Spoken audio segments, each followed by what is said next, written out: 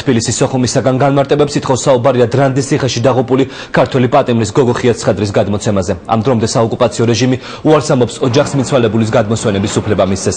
Ამ საკითხს ქართული მხარე გალის 6 მხრივ მოლაპარაკებებზე დააყენებს.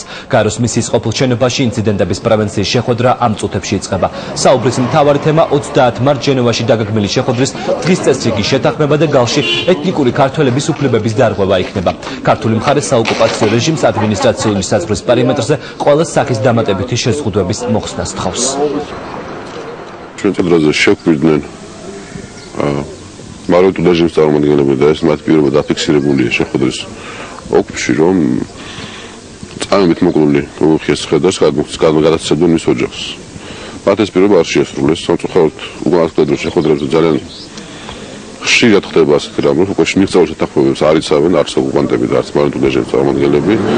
ამიტომ ძალიან ძნელია ვილაპარაკოთ რამ გამოდროულ მიღწევებზე, განსაკუთრებით ამ უკანასკნელ შეხვედრებზე. ვნახოთ იმედი ვარ ტენდენცია შეიცვლება და რაიმე პროგრესი მაინც მივახცევთ, თუმცა ძალიან ძნელია რამ პირობის მოწება.